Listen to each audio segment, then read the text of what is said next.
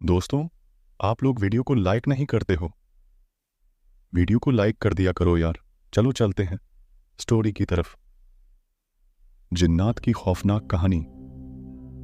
यह कहानी एक छोटे से गांव की है जहां एक पुरानी हवेली है जो जिन्नात की कहानियों के लिए मशहूर है।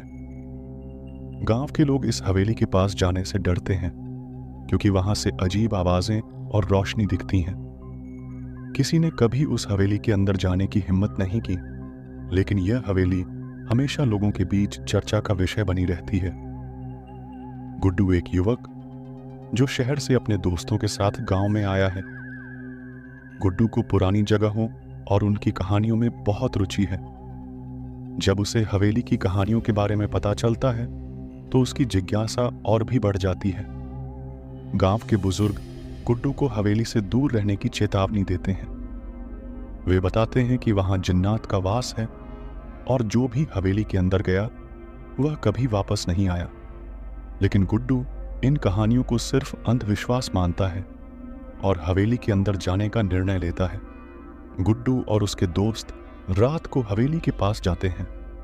हवेली का वातावरण बेहद भयानक और डरावना होता है। चारों ओर अंधेरा और सन्नाटा पसरा होता है। गुड्डू के दोस्त डर के मारे पीछे हटने लगते हैं, लेकिन गुड्डू उन्हें साहस दिलाता है और सभी अंदर जाने का फैसला करते हैं। हवेली के अंदर का दृश्य और भी डरावना होता है। दीवारों पर अजीब निशान और छायाएं दिखाई देती हैं। अचानक एक भयानक आवाज सुनाई देती है और हवेली की दरवाजे और खिड़कियां बंद हो जाती हैं। गुड्डू और उसके दोस्त फंस जाते हैं। गुड्डू को अचानक एक अजीब सी छाया दिखाई देती है जो धीरे धीरे उसके पास आती है। यह छाया जिन्नात की होती है। जिन्नात गुड्डू के सामने प्रकट होता है और उसे धमकाता है कि अगर वह उसकी हवेली से बाहर नहीं निकला तो वह उसे और उसके दोस्तों को मार देगा। गुड्डू जिन्नात से बात करने की कोशिश करता है। जिन्नात उसे बताता है कि वह एक प्राचीन राजा था जिसे श्राप मिला था और उसकी आत्मा इस हवेली में बंधी हुई है।